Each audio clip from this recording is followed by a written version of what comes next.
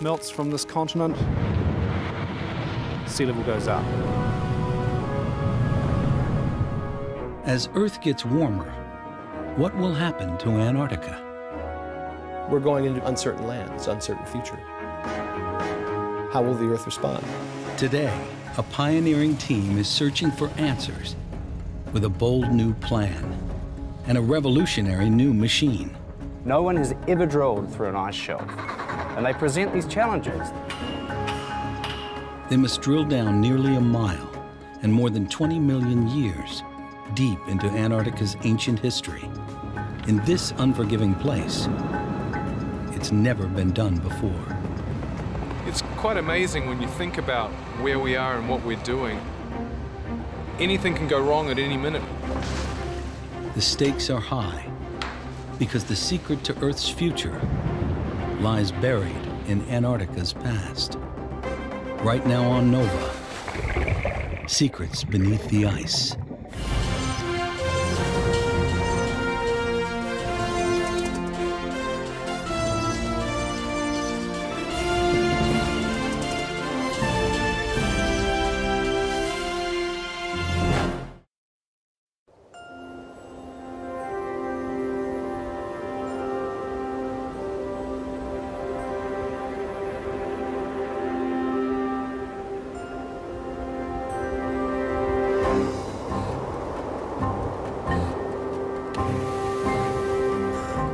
It's the coldest, windiest, driest, and most desolate landscape on the planet, with few permanent residents except penguins and seals.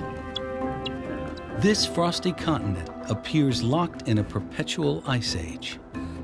A colossal cloak of ice covers almost every inch of land, and in some places, the ice is so thick and so heavy, it depresses the Earth's crust almost half a mile.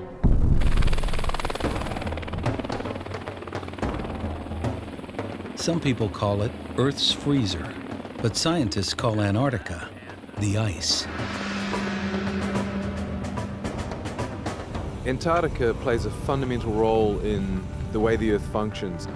For polar researchers, Antarctica is a giant laboratory more than 1.5 times the size of the United States, and home to 90% of all the ice in the world. Anything that happens down here, anything that changes, will affect the rest of the world.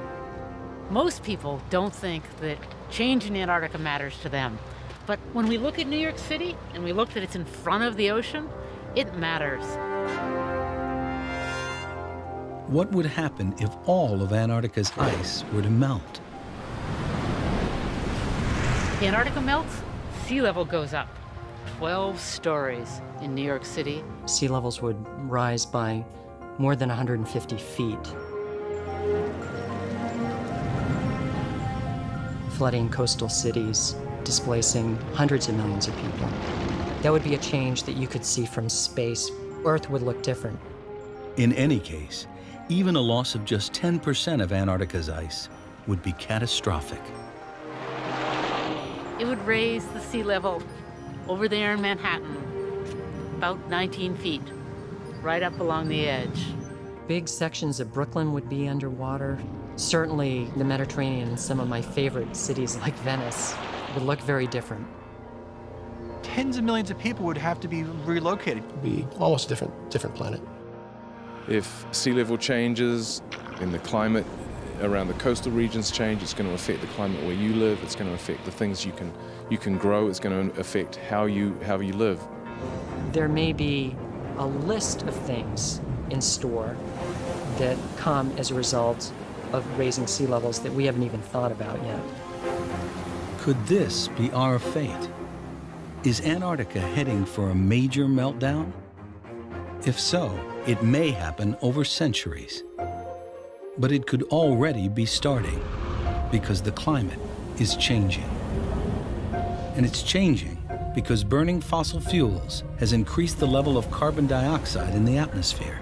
Today, we have something that's completely man-made, and that is the addition of carbon dioxide being put into the atmosphere by humanity, by us.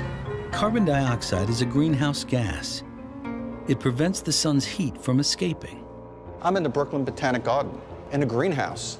Greenhouses, they're basically like heat motels, where the sun's rays can come in and they get trapped inside the greenhouse. They can't get out.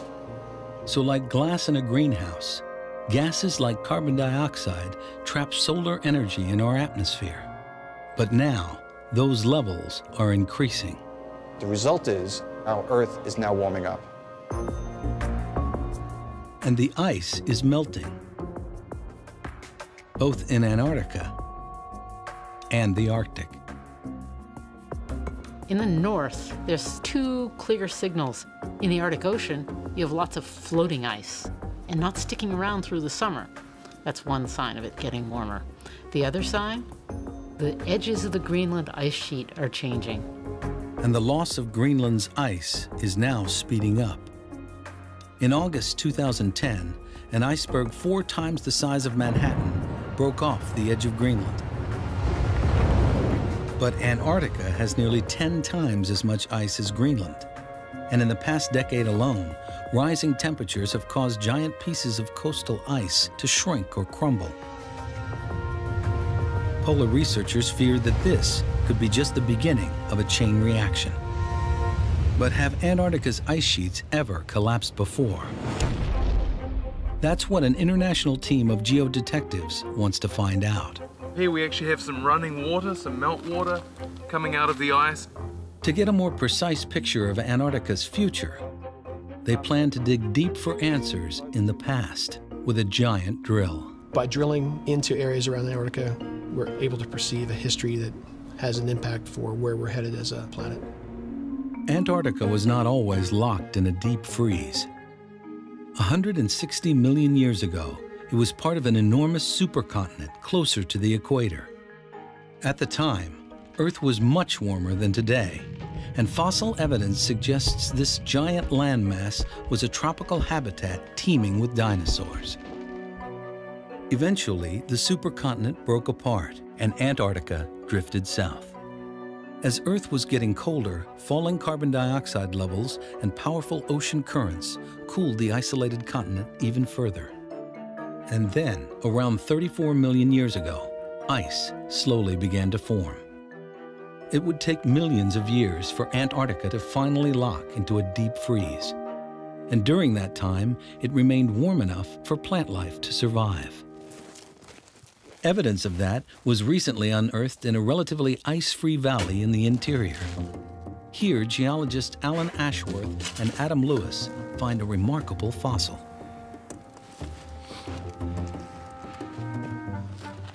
Oh, a leaf. Is that a leaf? There's a leaf right there. Hey! That leaf fell into the mud maybe 20 million years ago. That may be the best leaf yet. That's a sweet leaf. And then they find something extraordinary. This is like a peat moss.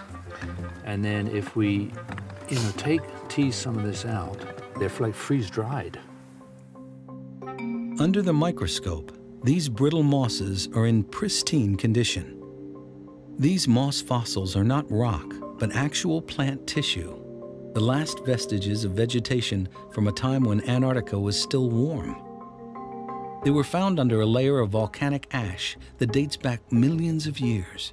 This is the original moss tissue, and even the cells are preserved in these fossils. These plants were flash frozen when Antarctica plummeted into a deep freeze that preserved them until today. It's mind-boggling. The only way is to say the climate remained very, very cold, it remained very, very dry, and it did not warm up for even relatively short periods of time in this location. Otherwise, these things are gone. Now, as Earth is heating up, what will happen to Antarctica? Will it melt, raising sea levels all over the planet? How sensitive is this frozen land to the temperature changes we currently face? But before researchers can investigate in Antarctica,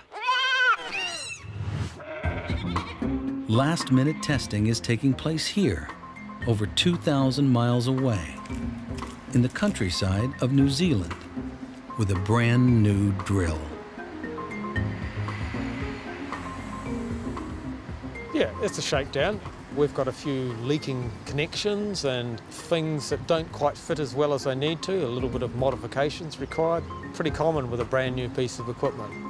Weighing in at a whopping 40 tons, this mechanized marvel is as heavy as a humpback whale and just as large. Towering some 5 stories high, the giant rig will soon dwarf everything in sight, except the ice. This will be the largest drill rig in Antarctica that's used on land. And this mammoth rig can drill in more than one place. That's because it's mounted on a sled. I think it probably is unusual. All of the equipment is on sledges, so in Antarctica we pull it all with big bulldozers. It's been specially designed to drill from the ice in order to extract hidden secrets from beneath Antarctica itself. This unique multinational enterprise is called ANDRIL, the Antarctic Drilling Project.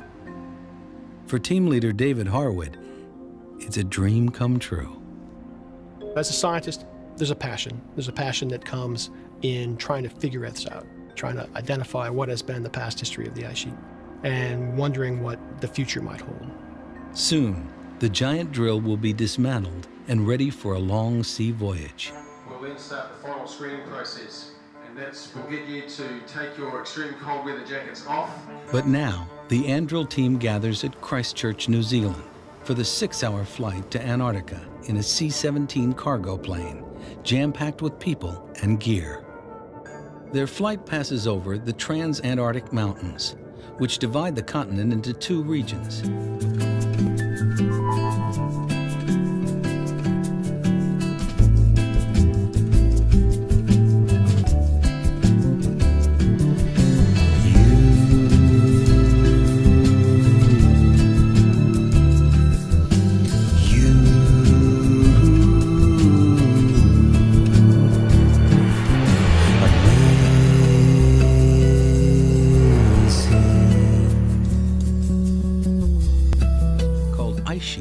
Blanketing both.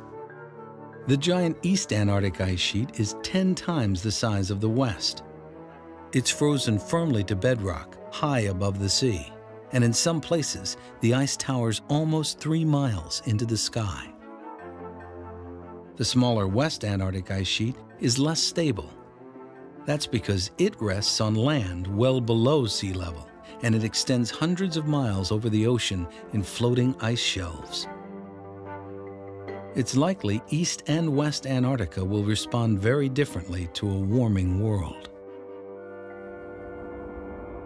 The ANDRIL team touches down in the west on an icy runway at McMurdo Station, the largest U.S. research base in Antarctica.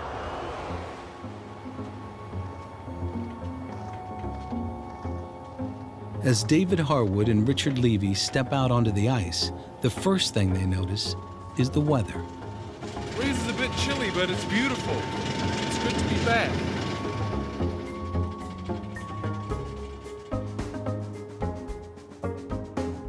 It's October, springtime, and it's minus 20 degrees. It's the earliest I've ever been down to Antarctica, and it's very cold. When the wind picks up, it's rather an unpleasant place to be working. When the wind isn't blowing and the sun's shining, it's actually really quite nice, but very cold. But even a sunny afternoon can turn nasty at a moment's notice. It's a beautiful day! Come on, guys!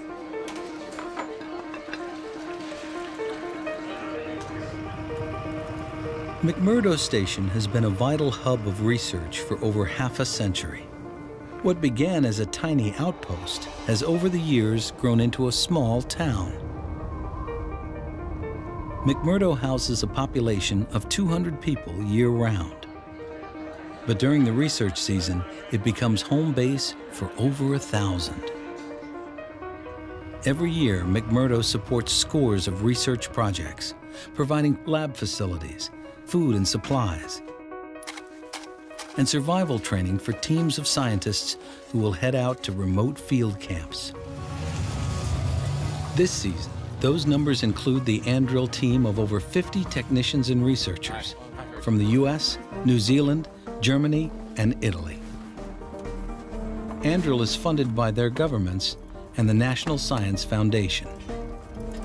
There's probably a week at least of work in McMurdo where we have to get all of our gear sorted out, getting everything we need in order to be able to work and survive out in the field. As they gather supplies for more than a month on the ice, one item is in high demand. Sugar actually heats your body. It gives you quick energy, especially if you're like freezing, and we expect to be very cold. We don't really know how much chocolate is enough. We can take up to 560 candy bars, but I'm looking at this and I'm already getting queasy. I'm like, oh, I don't know if I can eat this or not. Hey, David! As Andrill researchers prepare for life in the field, they join hundreds of other scientists fanning out across Antarctica, and many are focused on the same question. Could Antarctica be headed for a meltdown? Over here is Mount Boreas. We're going to have a lot of scientists working together There is a little bit of volcanic ash. and challenging each other's theories, challenging what we know. Look at that.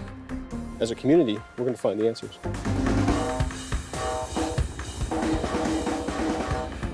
But the continent won't give up its secrets easily. The stark beauty of Antarctica masks a treacherous nature. More than 70% of all the fresh water in the world is harbored here. But most of that water is frozen. And with less precipitation than the Sahara, Antarctica is the driest desert on Earth. Raging winds of up to 200 miles per hour sometimes blast the frozen terrain, where temperatures can drop to 100 degrees below zero. Only during the short Antarctic summer can most researchers gather precious scientific data from this giant mystery continent. Come limit 292 for drift. Copy. Wind right. That's all that, and turn the beam. A 4-hour flight and 400 miles from McMurdo is the center of the West Antarctic ice sheet. And for one team, this is the best way to find out about the past. This is the side of a snow pit. It's a thin wall between two pits. The other side is open so light can shine through, and you can really see the different layers in the pit. So this is 1 year's worth of snow accumulation, and there's a second year's worth of snow accumulation here below it. 2 years of record right here in the snow pit. Of course, we want to go back a lot further in time than that. In order to do that, we can't just use shovels and chainsaws like we did here, so we have to use a drill.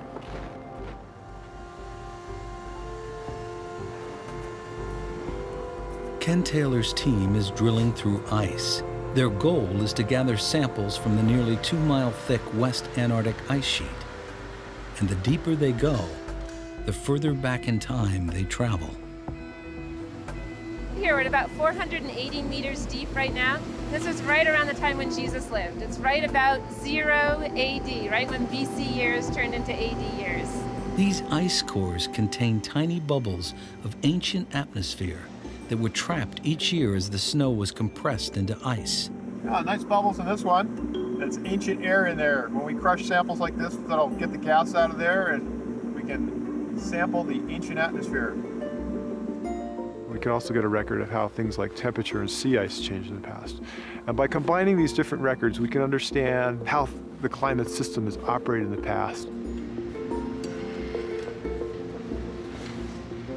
But the ice record, valuable as it is, only goes back about 800,000 years, a tiny fraction of geologic time. To get a more complete picture of Antarctica's climate history, you have to drill farther back in time. And that's what the Andrill team is trying to do. They want to paint a picture of Antarctica as it changed from warm to cold millions of years ago. In order to do that, Andrill will have to drill deep into the Earth. But finding the right location is a major challenge on a continent covered by ice. And even in those few places where the ice has receded, it's still not easy. Andrill's David Harwood and Richard Levy are searching for places to drill. But as they fly over a field of rubble, they see that gathering evidence for a chronological history is not possible here. Something has stirred things up, and that something is the ice itself. That's because ice moves. For tens of millions of years, glaciers have slowly scoured the land, gobbling up rocks and debris and spreading them all across the landscape in random order. This we call glacial paleontology. Some call it garbage pile paleontology because we're looking and sorting through these moraines to try to get pieces of information that the ice sheet has brought to us. A moraine is the chaotic accumulation of rocks and debris deposited by glacial movement. This one here actually has abundant shell fossils. This shell, brought here by a glacier, comes from a time when the continent was warmer and water ran through these valleys. This landscape is a treasure trove of Antarctica's climate history. But the ice has scrambled all the clues. We're looking at a jigsaw puzzle. Yet there's one place where the evidence remains intact. That's in the seafloor beneath the Antarctic ice shelf, where the glacial movement has also deposited layer after layer in chronological order. Drilling gives us an opportunity to get a serial history in time. Each layer goes back in time, and we know that a rock above was younger than a rock below, so we can put it into a history. The Andrill team aims to drill through the Antarctic ice and the sea below. Then, like a straw thrust through a layer cake, they'll bore deep into the ocean floor in order to recover millions of years of rock and mud that trace Antarctica's climate history. Even after ice began to form in Antarctica around 34 million years ago, the continent remained warm enough for plant life to survive, a lot like areas of New Zealand today, where ice can be found bordered by trees and plants. But when did Antarctica plunge into a solid deep freeze? And how did it happen? Was it gradual or abrupt? Will the story of how Antarctica changed from greenhouse to icehouse reveal new clues about the continent's climate future and our own? Charlie, I am David Harwood.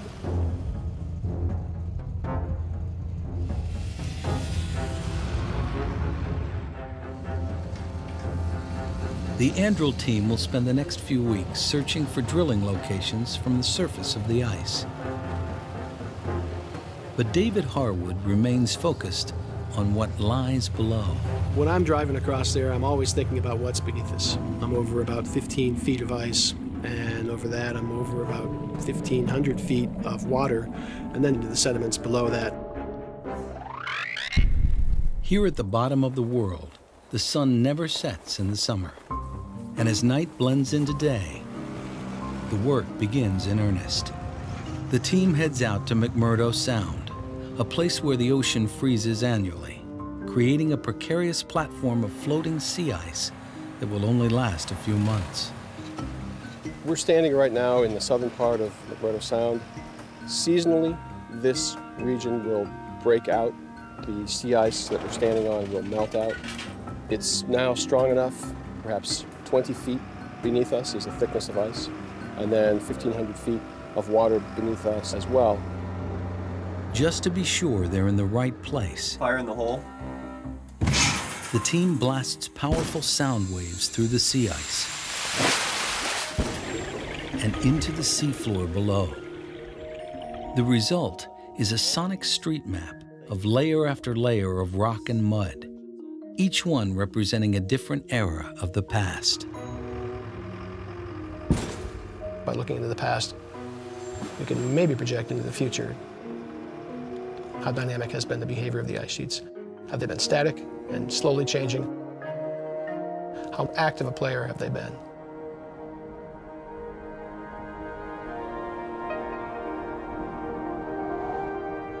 Finally, it's time to tow the giant drill out onto the ice. To ensure that the weight of the rig isn't supported by the sea ice alone, divers attach flotation devices to the drilled pipe. And at the end of that pipe is a whirling tool with a unique cutting edge. A drill bit made of diamonds that can bore through almost everything in its path. The diamond core system that we have, it's almost like melting the core down through the rocks. It just cuts through whatever's there. If you hit a big boulder, you'll just end up with a cylinder of that boulder, and it'll just keep going. Now the real drilling begins.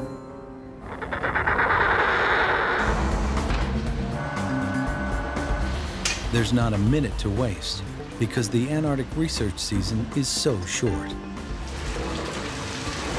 The crews work around the clock to recover cores of rock that trace Antarctica's ancient past.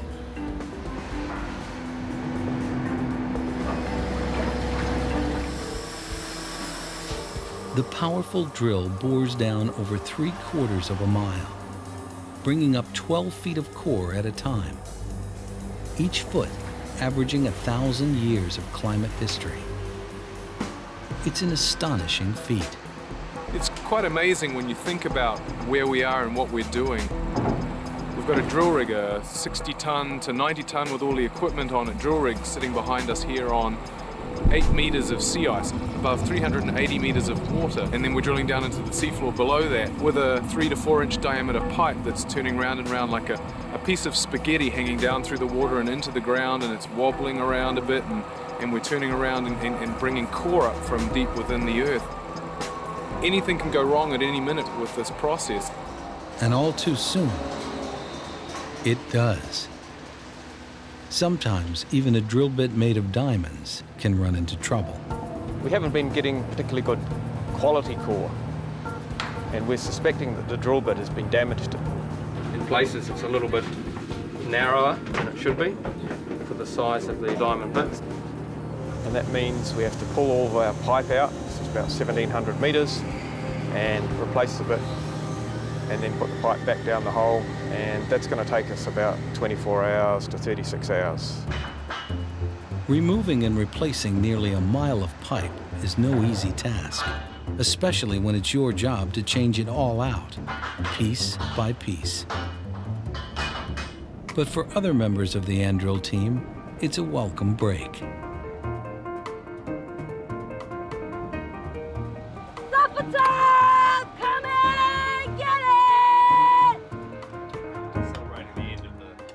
In an extreme environment like Antarctica, nobody's on a diet.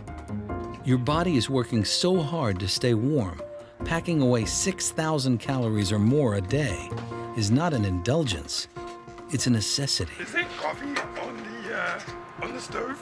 And because Antarctica is drier than the hottest desert, dehydration is a constant concern.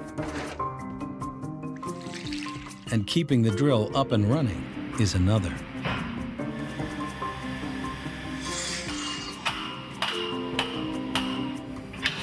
Finally, after a day and a half of hard work, the new bit is in place. And drilling is back on track. They recover a 12-foot length of core, wrapped in a protective cover. Workers carefully carry it back to the lab to be examined. When they crack it open, it's in perfect condition. This mud and rock is more valuable than gold because each core is a time machine. We're currently down at a depth of about 440 meters. That's about a 1/4 mile down, corresponding to a time at least 15 million years ago, when Antarctica was still warm. As the cores are recovered, each section is sliced lengthwise, X-rayed, and scanned in labs at the drill site and back at McMurdo. These cores came out of the ground 3 days ago. They were split yesterday. They were imaged yesterday. Sedimentologists worked the night shift 12 hours, describing these cores millimeter by millimeter, looking at the color, size ratios, any kind of structure they see in a core, trying to understand how these sediments were deposited. Each core tells a story depending on its texture, color, and contents. And some of those stories are spectacular. We're seeing some macrofossils, some large shells. These shells are evidence of warmer times, even as Antarctica is icing up. This is one of the most spectacular fossils found within Andrill this season. This is a scallop. Now, this kind of scallop simply do not live in extreme polar waters. And there are other clues, some of them nearly invisible, Hidden inside these cores are shells of microscopic algae called diatoms. For Andrel climate detectives, these tiny diatoms create a highly revealing picture of the past. Because not all diatoms are alike. Some species are adapted to colder conditions, while others flourish in warmer waters.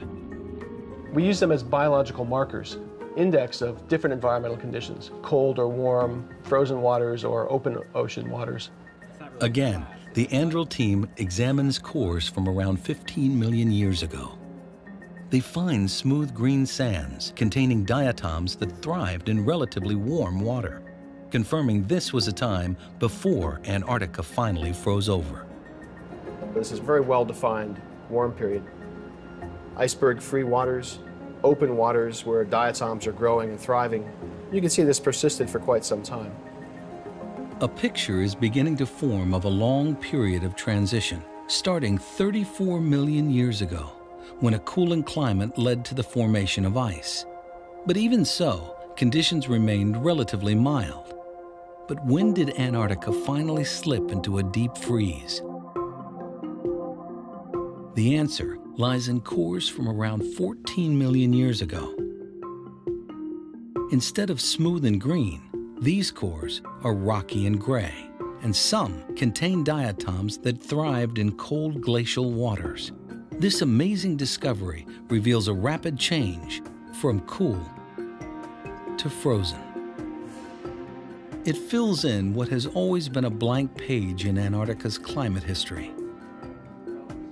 Next season, they'll attack another crucial question. After Antarctica froze 14 million years ago, did the ice ever melt? Or has it remained a frozen wilderness right up until today? That answer will have to wait. Cracks in the sea ice tell the team it's time to return to base. We've seen the ice break in quite a bit in the last month, but it's not broken in anywhere further south than it is right now. We can only be on this site for so long before the sea ice starts to melt, before the conditions change, and for safety reasons we have to get off the sea ice. The precarious sea ice of West Antarctica may come and go with the seasons. But what about the giant East Antarctic ice sheet? A mountain of ice so high, it covers mountains. This is like an MRI of the ice sheet. Some places it's really thick, 2 miles thick, and pretty flat and boring. But then there are other places.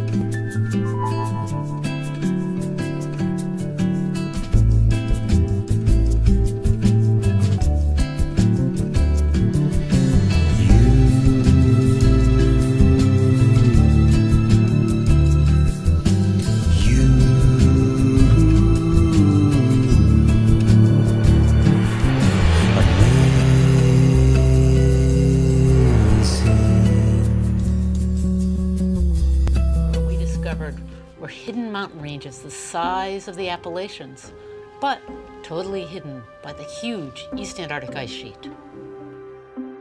There's 10 times as much ice in the east as in the west.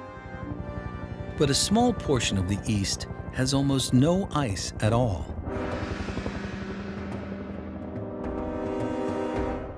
It's an unearthly location that defies the very image of Antarctica.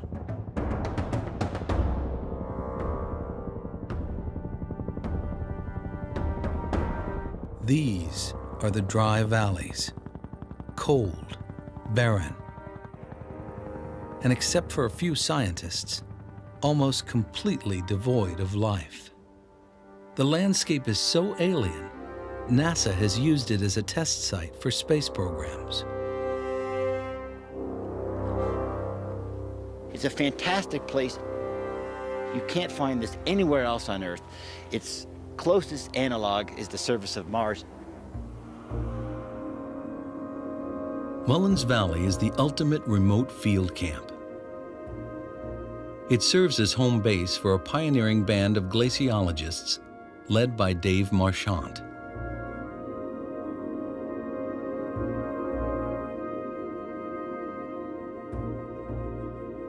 Marchant and his team are conducting research the rugged, old-fashioned way.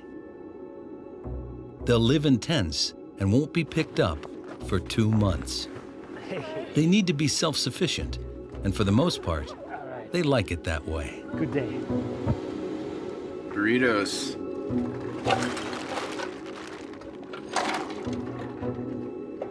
The good thing about working out here is it's actually a double-edged sword. You come out here, you have no contact with the outside world, no email, no real telephone contact, so you can totally immerse yourself in the science. And that allows you to think 24 hours a day about what you're doing. The other side of that is you have no idea what's going on outside. Hi. At the beginning of the season, I didn't like it when you would breathe and the frost would form on the outside of the sleeping bag, but it's warmed up now and it's a little more comfortable in the morning. Small setups like we have, which are helicopter supported, are isolated. They're among the most isolated in the region. And as a result, we have to check in daily with McMurdo. I'm trying to heat the batteries up so that we can get a signal out. Right now, there appears to be no satellite coverage and the batteries are a little bit cold, so I'm trying to warm it up. Sometimes you have to contort your body in various ways to get the signal. No, we're not, we don't have enough signal yet. Well, here we go. We've got something that might work. MacOps, this is Gulf 054 Mullins Valley. We have 7 on board and all is well. Over. We lost transmission. This valley holds an incredible record. This area is so dry and so cold that the landscape is pristine. The rocks we see here are millions of years old. Marchant believes that little has changed here for millions of years. What to me is exciting is that we're walking on an ancient landscape. Imagine living 10 million years ago in Antarctica. This is what you'd see, exactly as it is today, hardly modified at all.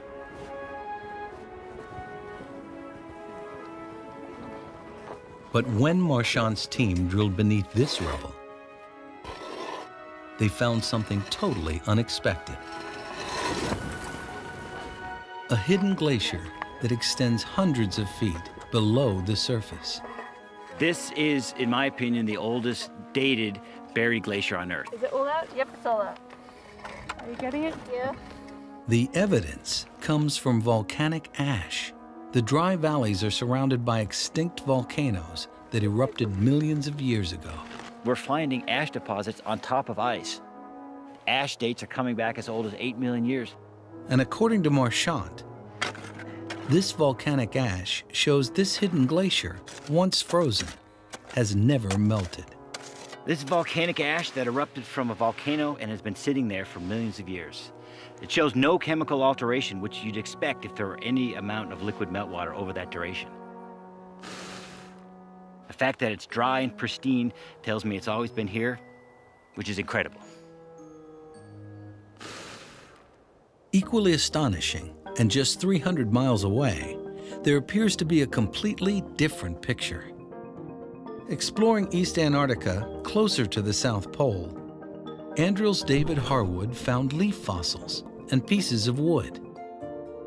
Surprisingly, according to Harwood, these date to a relatively recent time, when Antarctica was not only warmer than today, there were plants and trees. This is a piece of southern beech.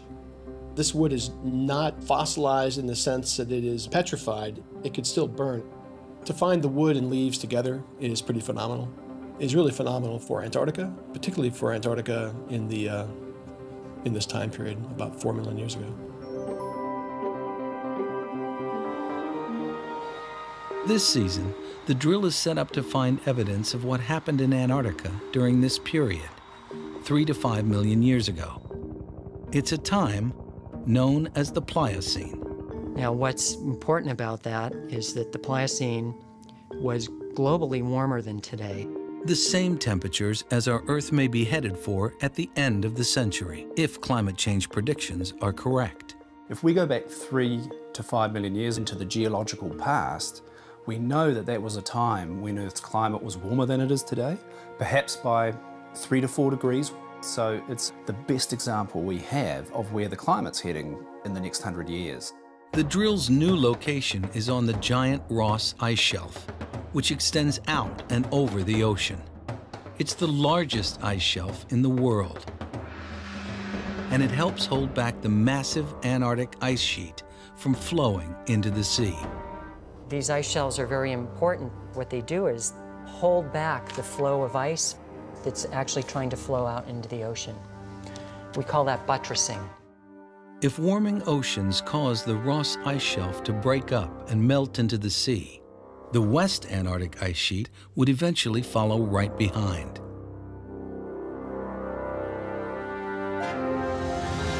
The Andril team is looking for the answer to a critical question. When Earth was warming during the Pliocene, what happened to the ice? Did the Ross Ice Shelf melt, taking the giant ice sheets with it? Drilling on an ice shelf brings with it a unique set of technological challenges.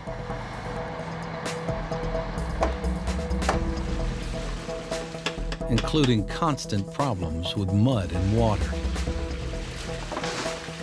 Unlike drilling through sea ice, which is just 26 feet thick, the ice shelf here is 400 feet.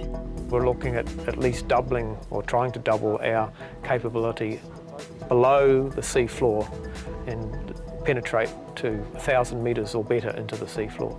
But that's only the beginning. No one has ever drilled through an ice shelf, and they present these challenges. The ice shelves, they float up and down with the tide, so you've got to deal with this vertical elevation change. They move sideways, they flow, so eventually your drill pipe's going to get bent. Can the drill bore through a thick layer of ice that's constantly moving without breaking or getting yanked out of the sea floor? To confront this unique challenge head-on, the Andril team invents a new tool, a hot water drill. This marvel of engineering is a moving ring of heat that blasts jets of steaming water to melt a wide hole so the drill can operate freely through 400 feet of shifting ice. And once again, time is so precious, the team must work around the clock, not only retrieving cores, but also analyzing them. It's 2 a.m., but you wouldn't know it. Geologists are busy logging cores like it's early afternoon. We're laying out the cores in a proper sequence from top, very highest point of the core, all the way to the very slowest point of the core here. An 80-foot core that dates back about 3 million years is closely examined. It contains microfossils of single-celled animals known as forams. They're from the crucial warm period called the Pliocene. And these tiny shells are precise indicators of ocean temperature. These guys are about the size of a grain of sand. Because the same species lived through time, we can use the chemistry of modern examples to allow us to calibrate, if you like, the chemistry of the ancient examples.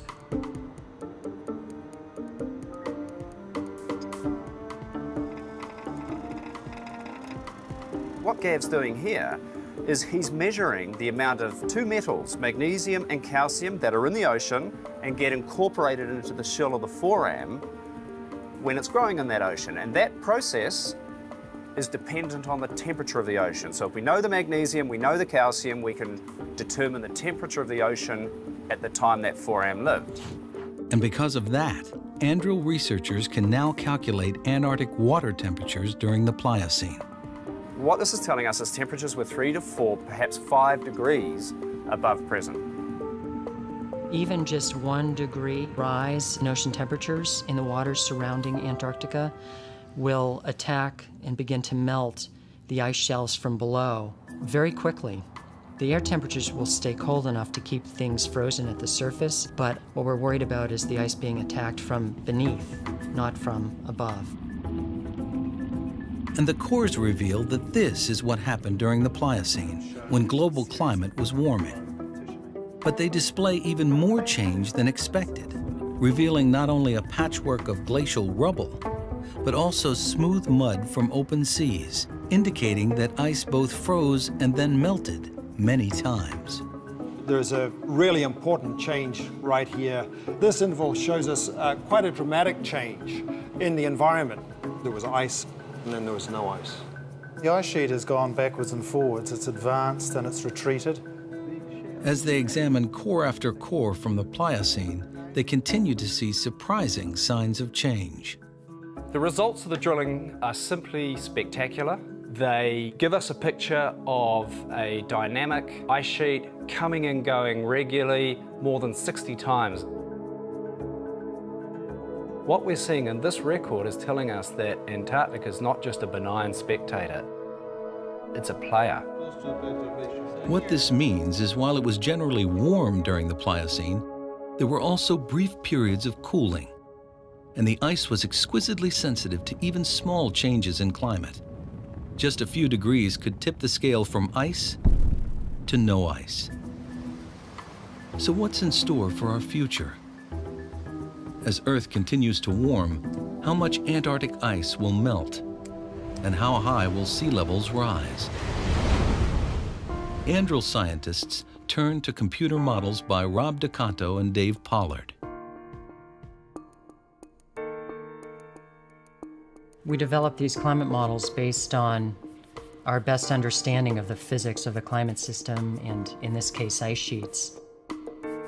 And now, information from Andril is added to the climate model. This is a computer model simulation of the Antarctic ice sheet over the last several million years and covers a good chunk of the interval that was recovered by the Andril sediment core. So we're looking for the same kind of behavior in our models that we're seeing in the geological record. As the model simulates the warming periods of the Pliocene, all of the ice shelves disappear, followed by the entire West Antarctic ice sheet and edges of the East. And as temperatures change, the ice refreezes and melts again and again. And that's important because the changes in the ice sheet that we're seeing here reflect pretty significant changes in sea level. According to DeCanto's model, sea levels rose about 23 feet during the Pliocene. Temperatures back then were 3 to 5 degrees higher than now. Just what's projected to take place by the end of the century. But there's a lag time in the way ice responds that may delay the impact for hundreds, if not thousands of years.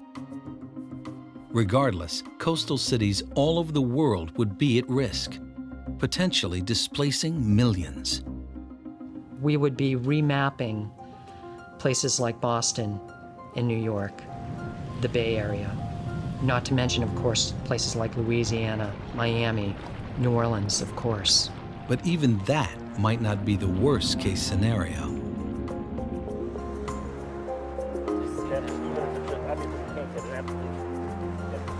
Things were very similar to today in terms of our climate. Tim Naish brings Rob DeCanto to New Zealand to look at a possibility that's even more frightening. This is the first time I've seen the actual direct evidence for what the models are doing. You're seeing a deepening sea level rise up through here. We're going to look at some rocks that are the same age as rocks we've drilled in Antarctica that give us the record of global sea level changes.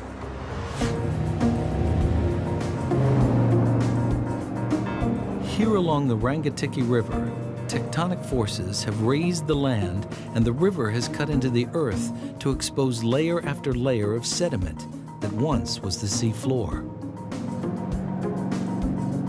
What they find are shells dated to the warming era of the Pliocene. These shells provide a way to chart sea level in the past because some of these species still exist today.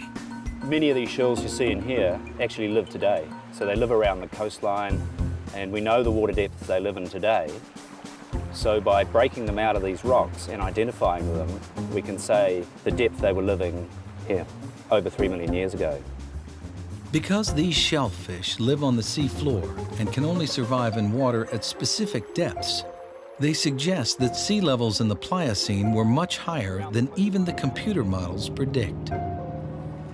This is really it, Rob. This is where we would say we have the evidence for sea level being up to as much as 20 metres above present. That's over 60 feet. In order for sea level to have risen that high, an enormous amount of ice must have melted. And this raises a startling possibility that a large part of the vast East Antarctic ice sheet melted along with the West. And if it melted once, could it melt again? That could be a very bad thing, because that would actually produce a contribution to future sea level change that we really haven't been thinking about.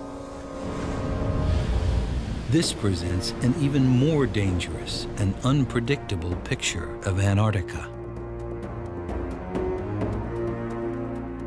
What's been surprising is even geologists thought that glaciers and ice sheets were these large static features, which we would never really see change in our lifetime. But glacial processes are no longer quite as glacial. Things are moving faster than we had thought. What's driving these changes are rising levels of greenhouse gases. In the next 5 years, greenhouse gas levels will be like they were in the Pliocene. But we're not just going back to the Pliocene. Some of the projections put CO2 levels at twice the concentrations of the Pliocene by the end of the next century. We're essentially going back to the time of the dinosaurs, when there was very little ice on the planet and there were forests covering Antarctica. And signs of change are already here. Scientists were completely caught by surprise when in 2002, the Larsen ice shelf shattered apart without warning in just a few weeks. And today, the Wilkins ice shelf, a block of ice approximately the size of Connecticut, barely hangs on. I would say it's inevitable that West Antarctica will disappear. How long it will take East Antarctica to engage is something that's not yet known. In the coming years, the Andro team will continue to explore Antarctica's climate history in order to gain valuable insight into Earth's future. With each new core, we gain new knowledge about a continent that's always been shrouded in mystery. But its fate remains very much tied to our own.